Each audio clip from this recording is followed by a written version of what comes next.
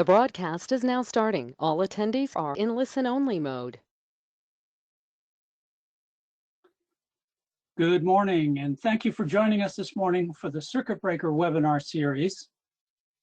My name is Jeff Ward. I'm a Solution Director and Offline Diagnostics at Doble Engineering Company, and I'll be your moderator today.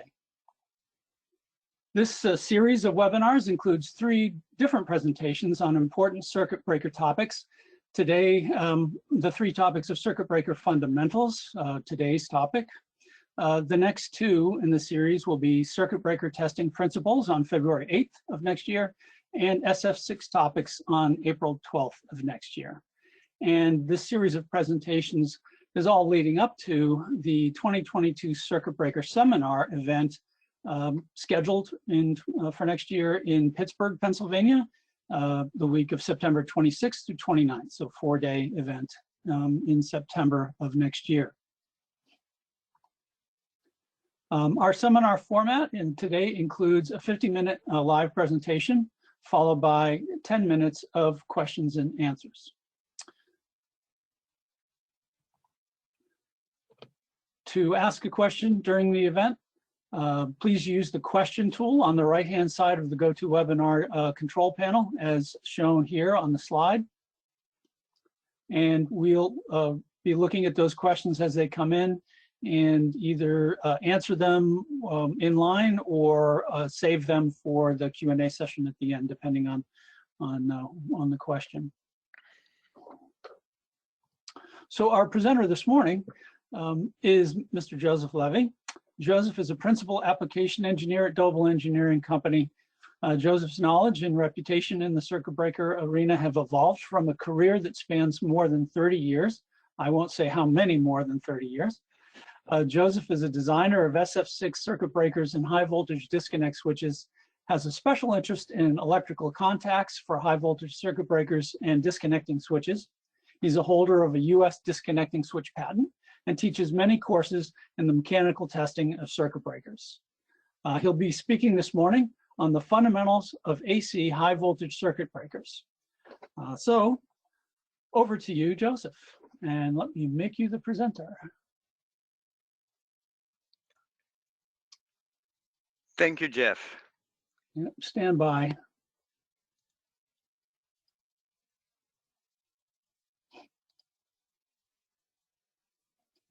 Coming at you.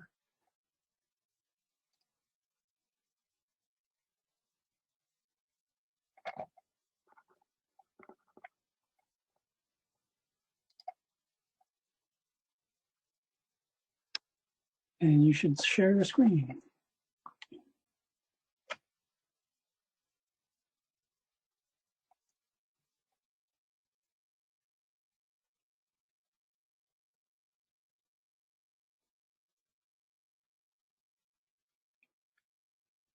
It looks good.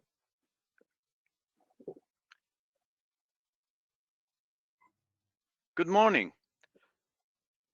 Today, I will give you a short presentation about fundamentals of high voltage circuit breakers.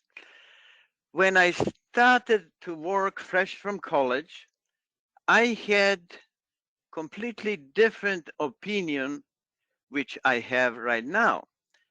So I will try to give you a little bit more of those changed opinions which happened in a relatively long period, and Jeff mentioned how many, so we'll not go to that part.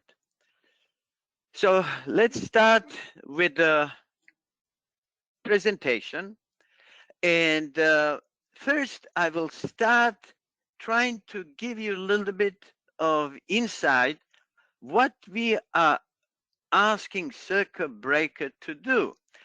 And when we get to that point, we will start with so many contradictory requests.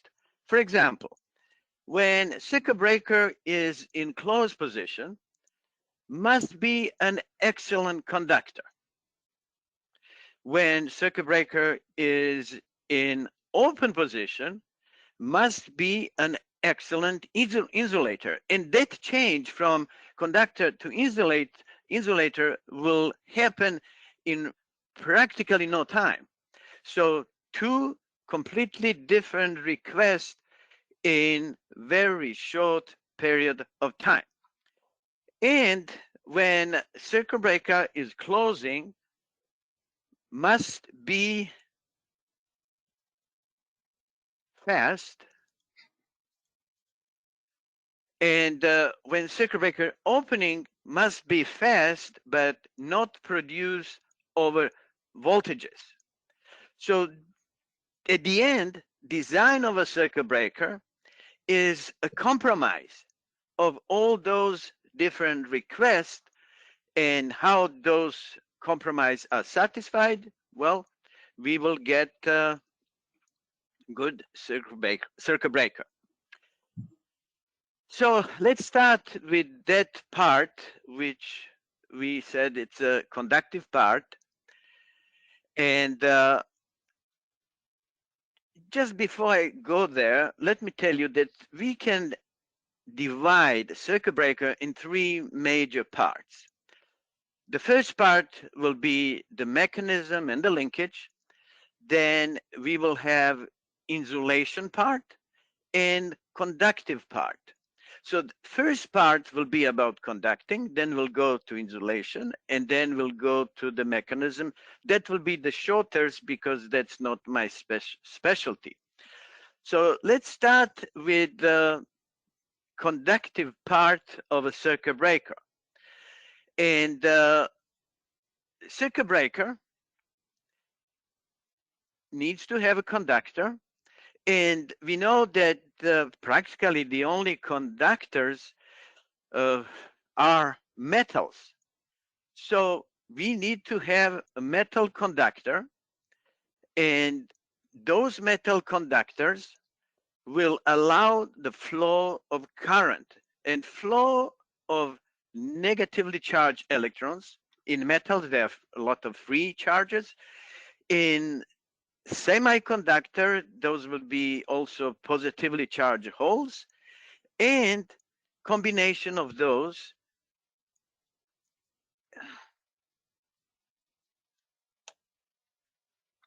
and I underlined here positive or negative ions, because at certain moment in a circuit breakers we will have arc. In arc, high pressure, high temperature, positive and negative ions, and they allow the flow of the current. So what kind of metals we are using in circuit breakers? When you look at current path of circuit breaker, let's say relatively old design, you will see that practically all conductors are made of copper and copper alloy. Newer design, they also have aluminum alloy. The reason I did not mention aluminum is actually the hardness of aluminum, which doesn't allow us too many of supporting part. So we alloy the aluminum so it will be much stronger and use as conductor in a circuit breaker. Now, just to give you idea of those metals we have and how they, what are the conductivity of those elements. So the best one is the silver. Second, just the 7% less is a copper. Then we have a gold, which majority of us was thinking that that's the best conductor. Then we have aluminum, pretty good. Tungsten, tin, and lead. All those elements, we are using only copper. And someone can tell, oh, yes, we are using also silver. In reality, we are using silver, actually silver plating copper. And the reason for that is prevent oxidation of a copper. So what elements we have in that current path? So the first one are conductors, majority of current path, let's say terminal to terminal conductors. Then we have permanent contacts, which can be bolted, welded, pressed. And then we have two groups, sliding contacts and separable contacts. This is a little bit tricky because sliding contacts can be permanent when circuit breaker is in a steady position, not moving. Then when circuit breaker is moving, there are sliding contacts. And in certain moment when contacts separate, we can get also separable contacts, but all of those from sliding. So when you look at that cross section on one generator breaker, just to show you where you can find permanent contact. This one here is electron beam welding. Then we have a separate contacts, and they also can be called main contacts. Then we have a sliding contact and conductor, in this case, aluminum alloy. So now when we have so many contacts and majority of parts of conductors, majority of conductive parts at breakers are conductors. So now we need to talk about resistance, how we can measure resistance. And the question is, can contact resistance can be measured? If you look what we have as Ohm law, that resistance is quotient of voltage over current. And now the question is, can contact resistance be also calculated? Because we need to have voltage and current to get resistance.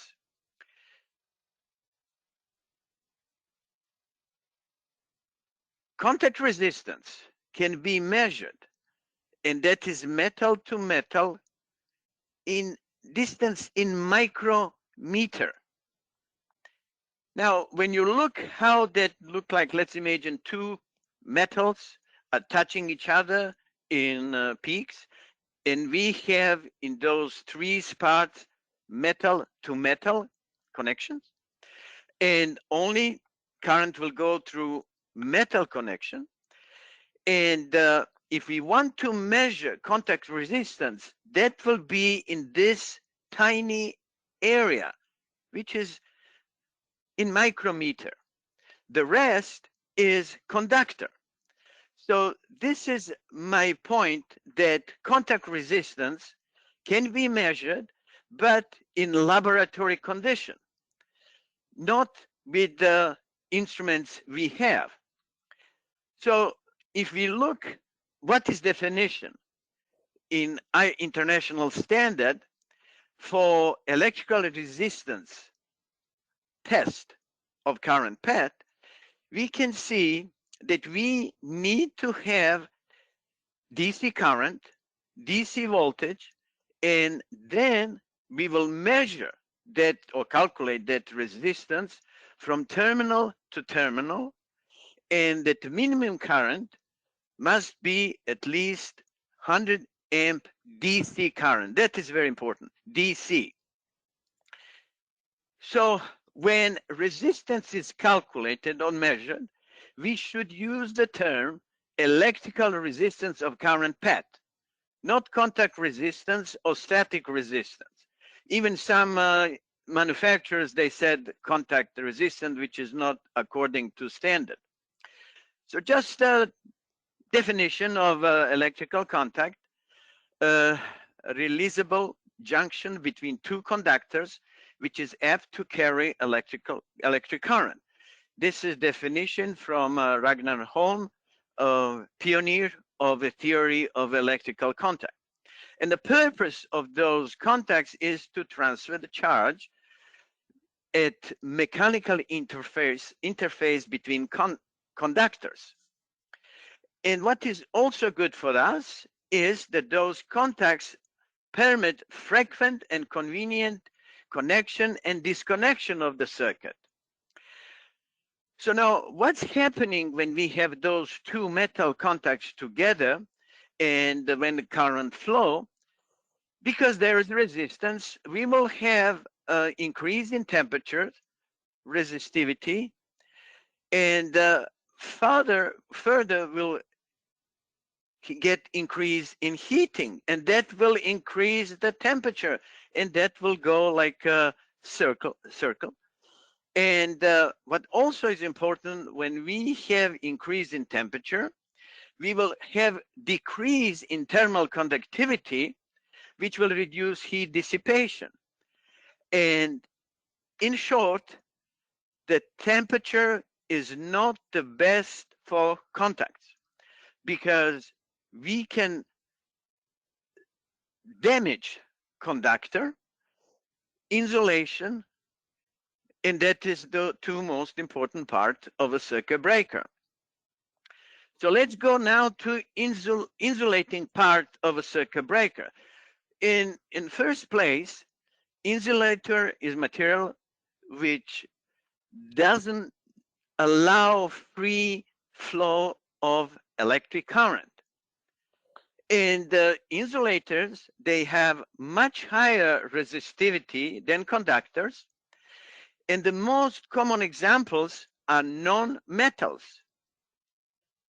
So now, when I started to work, I also had the opinion that circuit breaker is electromechanical device.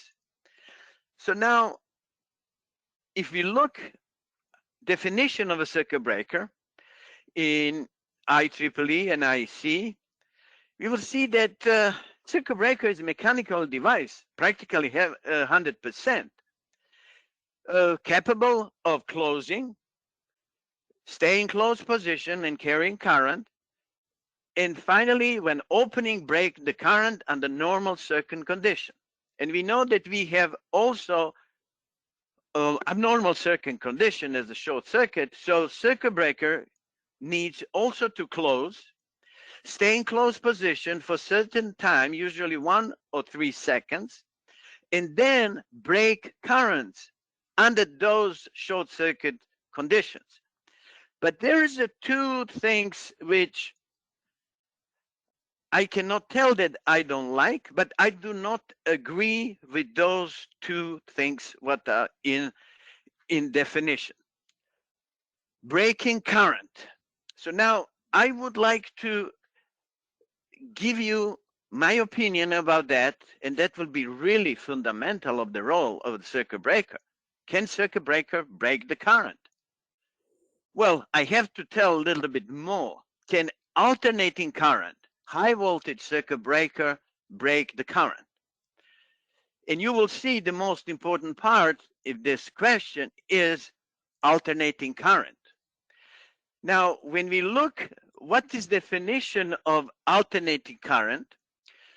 And that is actually flow of electric charge that periodically reverse. So let's say start from 0, rise to maximum value, decrease, reach 0, change direction, and again reach maximum and decrease, and that's repeating, that cycles is repeating indefinitely.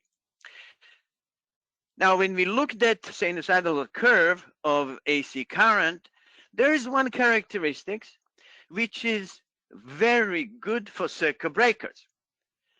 And I can call that the most important characteristic of AC current. And that characteristic is so-called zero crossing. That's the only moment when we do not have a current. So now, if you look or ask the question, what circuit breaker can do? Can circuit breaker break the current? Can circuit breaker extinguish the arc? And can circuit breaker open the circuit? So let's start with one example. And let's say we have a short circuit current. In certain moment, we separate contacts. And what will happen next is we will get the arc. Now, if you look where that separation happened, the distance to next current 0 is relatively short, so we will get reignition, and current will still flow, we'll have arc, we will reach maximum, decrease to zero, and maybe at the second zero, there will be sufficient dielectric strength so we can keep that zero indefinitely. And that is actually what is happening when you open the circuit breaker. You always get the arc. And that is good part for us that we have arc. And when we reach zero, we will get the transient period. And then in that transient period, we'll get transient recovery voltage. And after we pass the transient period, we will get recovery voltage. So what circuit breaker can do? Circuit breaker cannot break the current. We saw that when we separate the contact, nothing happened. Still, we have the arc, which is same like a current, and we need to wait until we reach zero. Only then we can actually keep that zero current indefinitely. The same is with extinguishing the arc. What we can do on the circuit breakers is that we can cool and deionize the surface of the arc. That is only what we can do. And even there is only when the current go down and reaching close to zero, then we can do that and prepare condition so when we reach the zero, there will be sufficient dielectric strength and we can keep that zero indefinitely. And finally, circuit breaker can break the circuit, and that is the name circuit breaker. After that, when we said what circuit breaker can do, there's another question which I like to ask whenever I give any presentation, and that is, what is the most important part of high voltage circuit breakers? All the parts are important, mechanism, linkage, protection, secondary circuit, insulation, but there is one part which is most important part, and actually without that part, we will not have circuit breakers. Now, when you look how many parts are in this circuit breakers, but there is only one part which is the most important part. Now, let's see what circuit breaker has go through when go to type test in high power, high voltage, high current laboratory. There is a standard operating duty of circuit breaker, and that is open, time delay, close open, another time delay, close open. Where is open operation, close open, CO. Then we have two delays. What T prime is 3-minute delay, and then we have T 15 second. That is for circuit breaker, which are not rated for rapid reclosing. And finally, common for majority of high voltage circuit breaker is that delay of 300 milliseconds. So we need those two delays to allow the circuit breaker to recuperate after that short circuit separation of arcing contacts. Oh dear. And we need to give a time to the breaker to be prepared for next closing operation. And we have to have in mind that all of that is under rated short circuit condition. So the minimal number of operation under rated short circuit condition is 3 times. Well, manufacturers can tell you our breaker can do 10, 20 operation under rated short circuit current, but that is not in such short period of time, a little bit more than 3 minutes.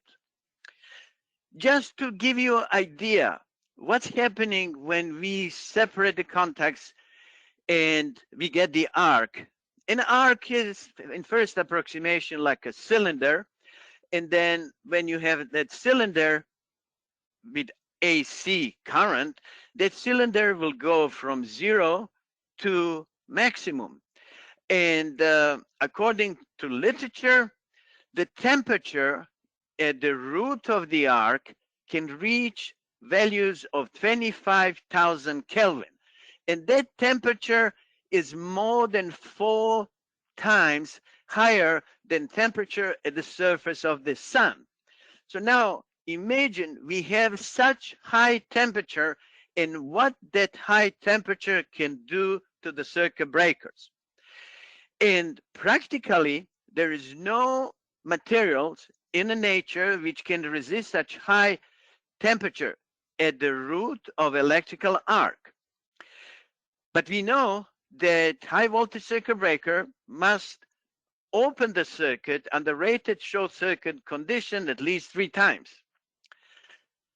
So the question is how we satisfy that request. Solution is cooling with vaporization and motion. And we have 2 different sets of breakers. Circuit breakers with contacts made of refractory material like a tungsten with combination with the silver or copper. For those, we are using vaporization. And for vacuum circuit breakers, we are using cooling and changing position of the root of the arc. Those are breakers, vacuum circuit breakers.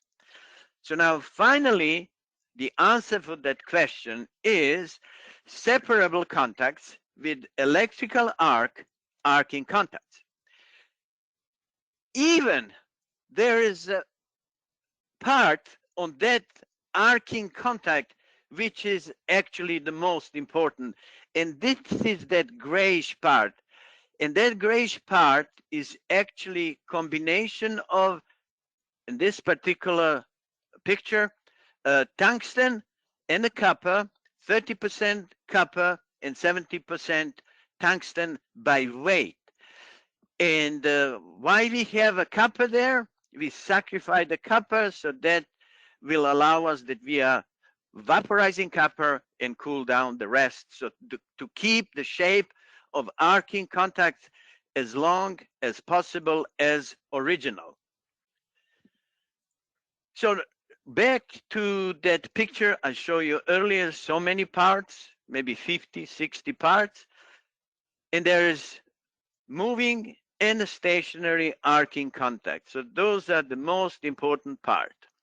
So now when we are talking about arcing contact, I would like to just slightly connect that to timing of a circuit breaker.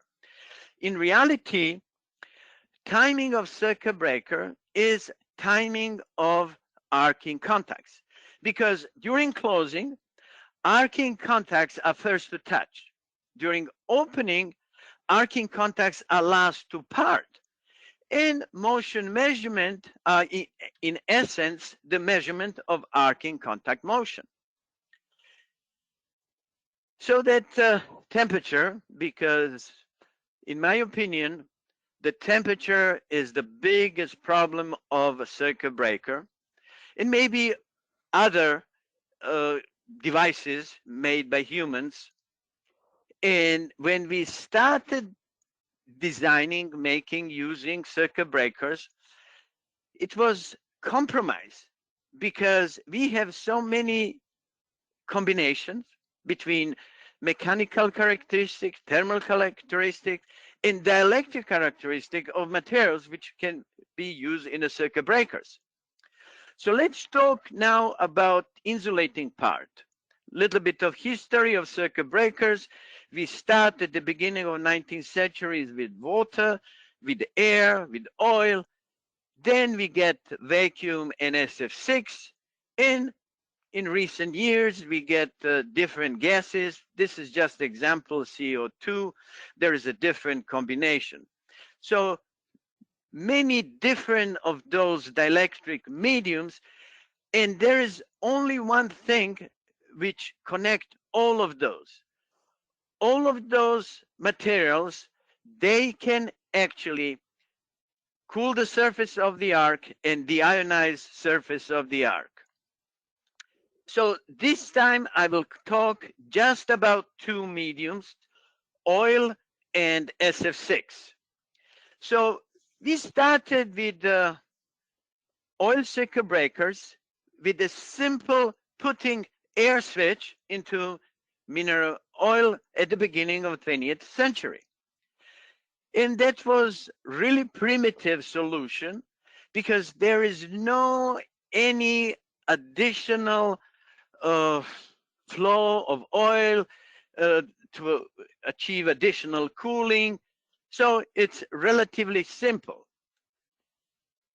Now, when we're talking about oil in the circuit breakers, the first role of oil in a circuit breaker is to be good insulator. Also, we can use that oil for shock absorbers or dashboards for cooling. But as soon as we get the arc, and the arc I showed you earlier has such high temperature, that arc will decomposes the oil. So now we will get a bubble. When we separate those contacts, we get arc, high temperature, we get the bubble of the gases. Now, the largest percentage of those gases inside that bubble is a hydrogen. So the hydrogen is actually used for cooling and the ionization of the arc. Once again, I'm repeating that what we can do in the circuit breaker is actually cooling and deionizing of a surface of the arc. And for oil, that is hydrogen, the lightest element with a very high coefficient on thermal conductivity, and it's very good with the deionization. So we are using oil for insulator, but in presence of the arc, we will get hydrogen, and that hydrogen will be used as deionization and the cooling. Just to show you one example, which I really like to show when I give a trainings, is that Westinghouse GM breaker. And the reason I'm interested in that one is that practically timing of the breaker, it will not be what we are accustomed, that we are timing actually arcing contact. In reality, on that particular breaker, we are timing so-called rocking contact. Why that is so interesting for us? For example, that rocking contact still has arcing tips, and when we opening the breaker, the rocking contact will be first to separate, and we will get the arc. Now, when we get the arc, we will get that bubble. So designers of that breaker are using that bubble as the pistons to push the oil, which will go between the contacts. So arcing contacts will be there. We'll separate them here. And then that rocking contacts will get the arc. We'll get the bubble. And that bubble will push the fresh air to go between the contacts. Very good idea to raise the characteristic of the breaker. But for us to perform timing, we are not timing the arcing contacts, but we are timing rocking contact, which in first approximation we can call arcing contact. Now, just a little bit about SF6 circuit breakers, because we can talk days about them. And how we started with SF6 circuit breakers was to use gas, SF6, as insulator, and also for cooling and deionization in the arc. But we copied air blast circuit breaker. So we have so-called first generation of SF6 circuit breakers, which is double pressure SF6 circuit breakers. Well, the characteristics of those breakers were excellent. Can you imagine 40 and more years we had 63 kiloamps of breaking current. A short circuit current can be opened with those circuit breaker.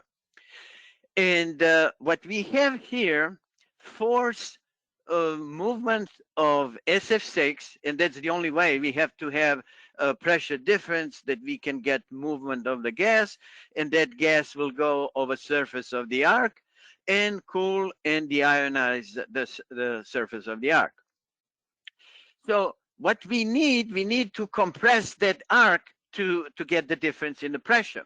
How we can compress that? We need compressor, so more moving parts. Then when you have very high pressure, then you have to have some kind of a ceiling between insulating pressure and high pressure.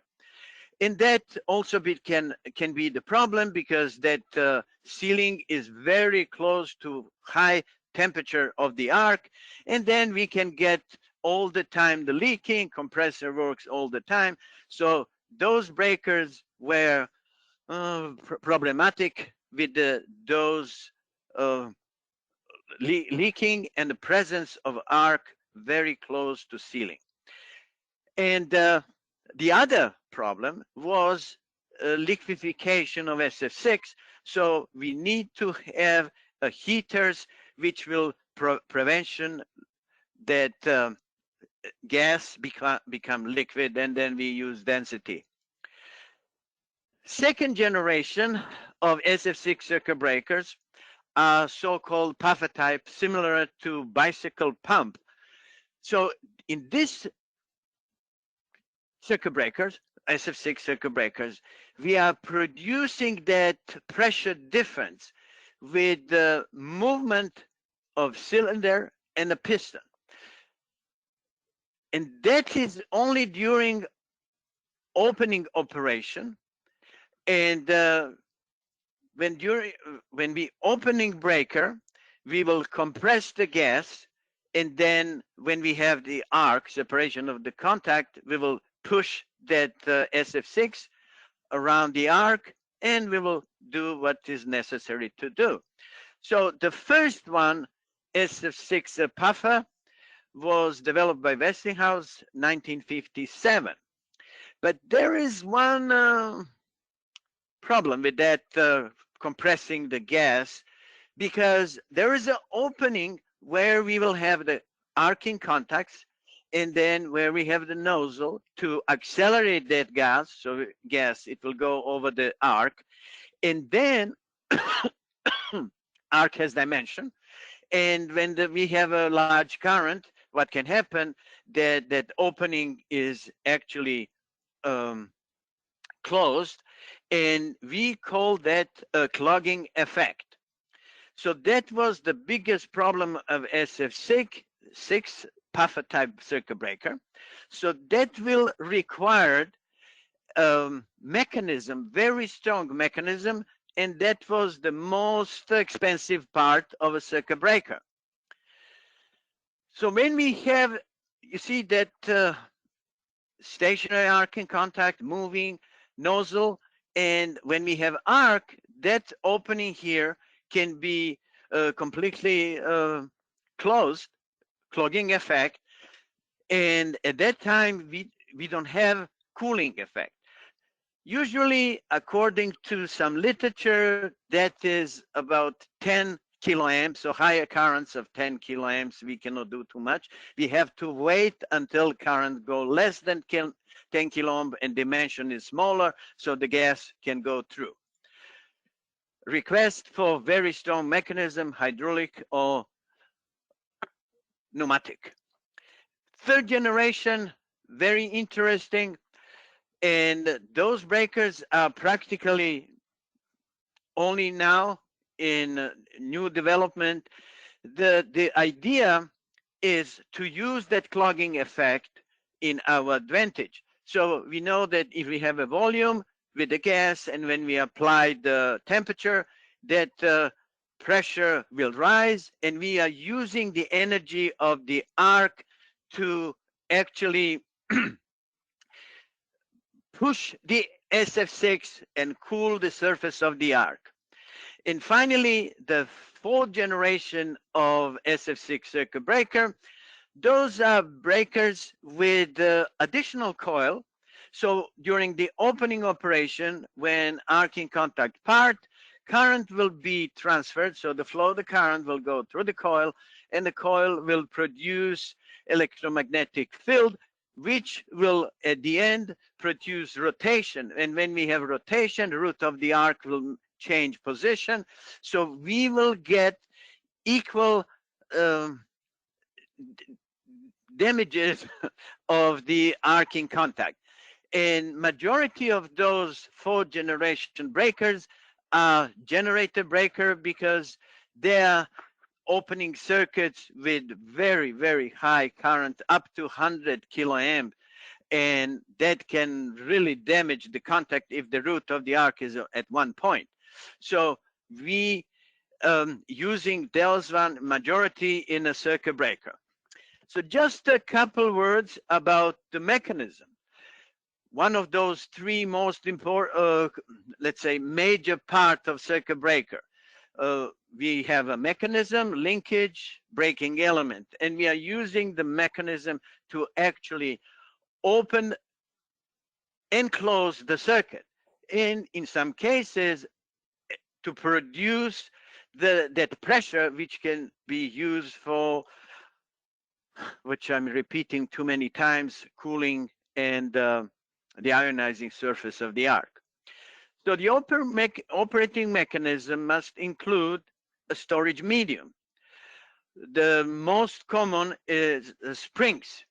Then a circuit which will actuate and give instruction and release that energy, collapse the mechanism, and we need to interlocking system.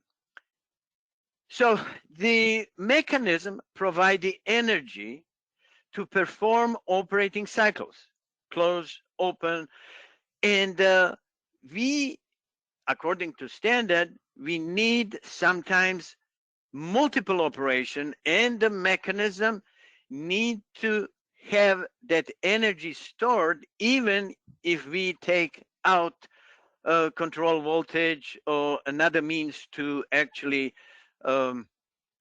generate that energy. Oh dear. Okay. So reaction time must be relatively short to allow operation of circuit breaker in the specified time. I hope you heard those 2 cycles breakers, 3 cycles, and 5 cycles breakers. And always must be able to open the circuit. So majority of breaker failure occurs in a circuit breaker, which occurred the circuit breaker, are coming from the mechanism. One of the reason can be large number of parts, but my personal opinion, and that's opinion of electrical engineer, is that project managers of designing circuit breakers in most designing centers are electrical engineer. So they concentrate on electrical part, primarily breaking element. So that's just maybe opinion of electrical engineer. So just to make one short connection with functional testing, and that is testing which we can perform with testing instruments. Human errors are the largest percent of a problem we encounter when we're testing circuit breakers. More than 80%. The next one are also, but much smaller number, problems with the instrument. And finally, the lowest percentage of problems is coming from tested object, in our case, circuit breaker. So all that preparation, even this training, is actually to be prepared when we perform the testing, that we eliminate human and instrument errors during the testing. So as soon as you see something which you do not expect, try to eliminate human error and then eliminate instrument error.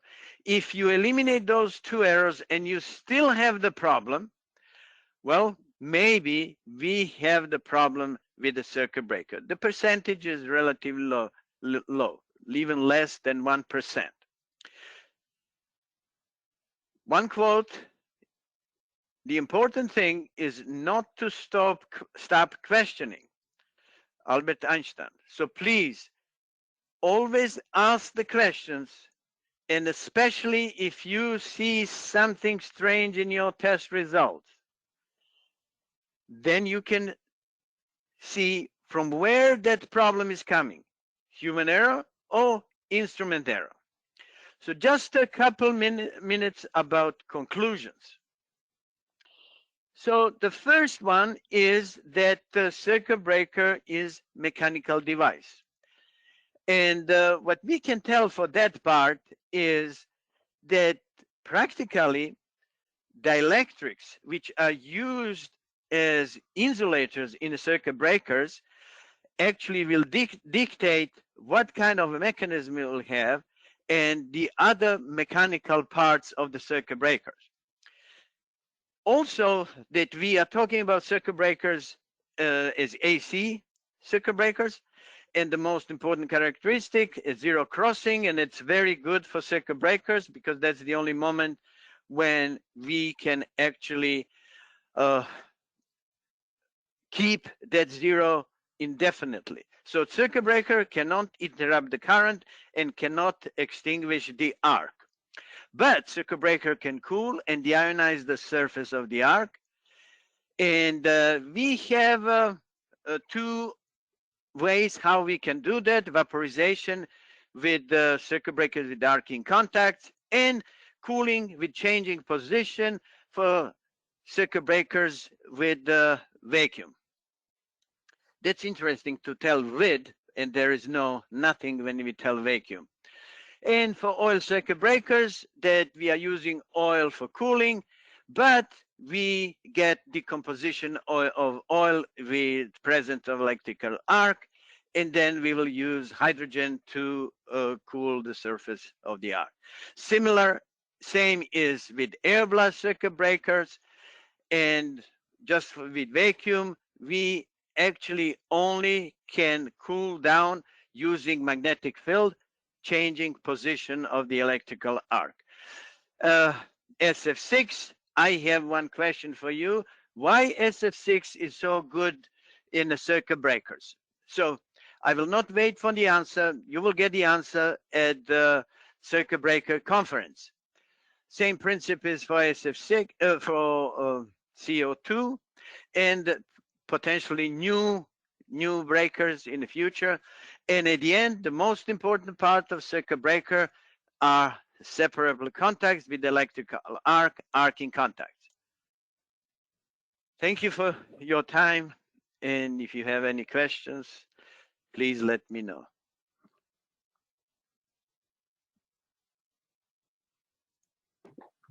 Well, thank you, Joseph, very much for that excellent presentation. We are into the question and answer period with time for that, which is great. We do have a couple of questions in the queue, and let me get to those here. So one of the early questions was from Joseph, and it was about lubrication. It says, can you please discuss lubrication of the mechanical components and electrical contacts? I'll tell you right away, Joseph, that lubrication of the mechanism is a topic all by itself, and we could spend an hour talking about it, and we do when we do our full seminar. So we're probably not going to talk about the mechanism right now. It might be more appropriate in the next one when we talk about testing. I would like to give just a short answer for contacts Sure. inside Yeah. Well, the breaking that's what I element. was going to say, Joseph. Oh, sorry. Please talk about lubrication of contacts. Okay, great. Yes. There is some question about, can we lubricate arcing tips? And my personal opinion, that doesn't have to be scientific opinion, is that sliding contacts can be lubricated. Main contacts, which will be at certain points sliding contacts, can be lubricated. If we are talking about SF6, because if we are talking about oil circuit breakers, you don't have to worry about that. You have oil for lubrication. But for SF6, yes, you can use the greases which can be in SF6 and also in SF6 with byproducts. So for example, Formalin T is very good. But if you put at the tip of arcing contact grease, imagine you have 25,000 kelvins at the root of the arc. What will happen with that grease? Will decompose. And also, there is a question, do we need a silver plating arcing tips? No, because that silver plated layer will vaporize pretty soon. Great, thanks, Joseph. I will give you the one thing that I always get as a takeaway from the lubrication presentations is that if you suspect a lubrication problem, maybe you've got a slow latch operation on first trip. Sometimes people will take out the nearest aerosol can and spray it down with a solvent. That's never a good idea. It may solve your problem in that moment, but the next time it may not open at all. So never a good idea. Always use appropriate lubrication on your mechanism. Let's see. So this one's from Nick. There are two contacts, arcing and main. Which contacts wear out at clearing a fault current? So in other words, when you are clearing a fault current, what's going to take the beating on that? Okay, the beating will be on the place where we'll have the arc. So idea of the circuit breaker design is to, when we have a breaker in a closed position, that we have so-called main contacts, conductors, and everything. Now, during the process of opening, we will transfer that current at certain moment from main contact to so-called arcing contact. And arcing contacts, they have tips, and those tips are made of combination. I need to tell combination, they are not alloys. It's just a combination of tungsten and the copper, and in some cases, tungsten and silver. So what will happen, because of that huge temperature at the root of the arc, we will sacrifice the copper. And same as when you go on vacation, when you are wet and it's windy day, it's a cold. So it's the same, that latent temperature, which when we vaporize, we need the energy. So we will use that energy from vaporizing copper and cool the rest of the arcing tips. And idea is to keep that shape as long as possible as original. That's the goal of a circuit breaker. So it will be at the arcing tip of arcing contact. Great. Nick had a second question, and I think I could probably even answer this one. During a contact resistance test, the micro-ohm-meter, should the user anticipate to find deficiencies on arcing contact, main contact, or both? And I think we have to be careful here because, as Joseph pointed out, when you are doing a terminal-to-terminal test with a micro-ohm-meter, you are measuring the entire conductor path from terminal to terminal. So as far as the contacts are concerned, the main contacts, you're going to be doing this in a closed position. The main contacts are going to be, certainly the lowest resistance by far compared to an arcing contact, which is not pure copper. It has that that tip. So I think the main contacts dominate in that measurement, presuming that all of the rest of the conductor path is in ideal condition. But you have all these other components in the conductor path, including the bushing to interrupter joints and things like that. So you have to be very careful. A high resistance in a conductor path resistance test, there are a couple of places where that could be happening. Okay, just to add to that, when we measure, or let's say calculate resistance of current path, there is also in standard and everywhere that circuit breaker must be in closed position. So in reality, what we are doing, we short circuit arcing contacts, so they are not in a current path. So we cannot measure the arcing contact, in parentheses, resistance. So they are not in the circuit. So in a circuit from terminal to terminal, we have conductors, permanent contacts, sliding contacts, main contacts. All of those are in a circuit. So the total is resistance of a current path. And now when you look at generator breakers, they have very high rated currents. So they need to have, let's say, conductors 20 and more inches in diameter. And imagine how many contacts, main contacts we may have. And when you measure terminal to terminal, that will be maybe 2 micro-ohm. 2 micro-ohm. Now, when you measure regular breaker up to 3,000-4,000 rated current, terminal to terminal can be 100 up to 200 and even more micrometers. So, because you have in a parallel so many contacts point, and you have such large cross section, your resistance of current path in a generator breaker can be very, very low. Okay, we're coming up on the end of our hour, but let me see. I apologize. We have a number of questions come in. I'm going to stick to ones that are specific to the material that was presented today. So we're not going to talk about the mechanism an awful lot. Let's see.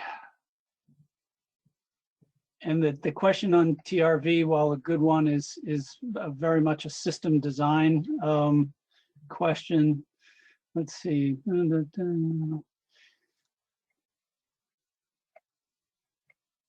was a question about what instrument is good for testing the contacts. Do you have thoughts on that, Joseph? I mean, you know, there's a couple of different ways. So it's very difficult question, because you have to first visualize circuit breaker. Okay, so the circuit breaker, majority of circuit breakers are enclosed. You cannot see the contacts, and that's the point that why we have disconnect switches, so we can see separation of the contacts, but not at the circuit breakers.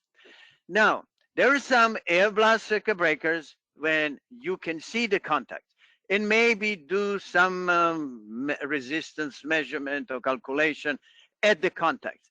But we can only actually get connections at the terminal. So now there is a multiple ways how we can actually detect the condition of a contact. I hope you heard about so-called dynamic resistance and also static resistance measurements, which I am really against to use those words. For example, static resistance doesn't exist, only resistance exists. But let's talk about so-called dynamic resistance. What's happening during operation of the breaker? We inject relatively high current, DC, that's important, DC current, and then we monitor voltage drop, and the current. Some they calculate resistance, which in my opinion is not necessary. Voltage drop is sufficient. But what we can detect couple things. We can detect the moment when main contact part. So we can detect when circuit breaker is in motion, we can detect the quality of sliding contacts, because you will have main sliding contacts and another sliding contacts to transfer current from moving part to stationary parts. And when they are separated, then we will have in a circuit everything from terminal to terminal, but this time not main contacts, will have arcing tips. Now, when we have arcing tips, they are 4 to 5 times with the lower resistivity than, let's say, silver-plated copper conductor. So we will have much higher voltage drop. So that is very good detection of that moment. And then when arcing contact part, we will also detect that moment. So we can find out what is the overlapping time, and we can also detect if there is a problem at the surface of the arcing tip. If we have too much damage, we can detect that in a different time. We call that overlapping time between moment when main contact part and moment when arcing contact part. So regular instruments with power source, DC power source, can be used also for that measurement. And then we can see something which we cannot see with the regular instrument, because regular instrument, they can actually see the arcing tips, which I explained earlier. The timing, actually timing of arcing tips. Even if you're using so-called dynamic resistance measurement, still is a timing of arcing tips, but we can put our reference point at the moment when main contact part and see the quality of sliding contact and arcing tip. Thank you, Joseph. We've definitely gone past our hour. I've thrown up the this information slide for the seminar, and just want to point out that there is a discount code if you can attend that seminar in September of next year. You can use that code when you register to save $100 on registration costs. We can go a few more minutes because we still do have quite a few people with us, and we have some more questions. And I apologize again, we will not get to all of them. So I'm kind of cherry picking here some of these questions. Let's see. Some of them are very specific, so I don't really want to get into those necessarily. What information do you recommend focusing on that would require an internal inspection of an SF6 breaker? So, you know, it's a lot to break open an SF6 breaker and deal with potential byproducts if there's been a fault and sort of thing. So what would we think would drive us to say, yeah, we really need to open this tank up? Oh, what will be the condition to tell open circuit breaker? Is that correct question? Right. I hope. Okay, the first, in what I earlier tell in my presentation, the most important part of circuit breaker is arcing contact, and if we go specifically arcing tip. Now imagine if you have a opening of the circuit under rated short circuit condition. And just as example, it's 63 kiloamp. And that breaker was in service for many years. So what will happen when we have, I hope we'll never get that up to that point, but let's say we have that 63 kiloamps current, and we separate the contact. Now, the temperature is enormous. I cannot tell destruction, but let's say decomposition of SF6, he cannot recuperate properly. Then because of that high temperature, the rest of the insulation also can be influenced. So that is one of the example when I would do an open circuit breaker. and see what's happening inside. The reason for that is that when we have such high currents, what can happen? Even designers don't like to admit, can happen that small arcs are happening also on the main contacts. Yes, we can perform all those testing. We can check the pollution of SF6. We can check the moisture percentage of SF6 gas. We can do measurement of current path, resistance of a current path. We can perform so-called dynamic resistance measurement. But that will be the first trigger for me to actually suggest the opening the breaker. Well, in most cases, that short circuit will be much lower. Then it will be good to monitor how many operation on the short circuit current and cumulative time. That's E square. We need to know the current, E square multiplied by time. So we know a cumulative, but in reality, that is to check how much we damage the arcing tips. But there is so many byproducts which can influence a decision to go inside the breaker. Okay, I've got kind of two more questions picked out that I think are fairly straightforward, and then we'll call it a day. One, Delbert asked, what is the reason for a minimum of 100 amp test versus 10 amp during resistance test? And I really, you may know, but the standard, I'm sure, you're talking about measuring micro ohms. You just need enough current to make Ohm's law work. Okay, so when you are trying to see the, let's say, resistance of current path, and just remember, what is the value of that resistance? Imagine the generator breaker, and the value is a 2 micro ohm. To measure 2 micro ohm, yeah, it's really tricky. So now, if you put 10 amp, voltage drop on 2 micro ohm will be very, very low. So precision of calculation will not be the best. For example, for generator breaker, I will always suggest not 50, no 100, more than 200 amp, more, because then you have higher voltage drop, and then that calculation voltage over current will give us much better precision. I heard talks about 600 and 800 amp micro ohm meters. That's great, but usually a little bit more than 200 will give you excellent precision. 10 volt, oh, I'm sorry, 10 amp is not according to any standard, because even IEC, which is usually a little bit less severe than IEEE for resistance measurement, they suggest 50 amp.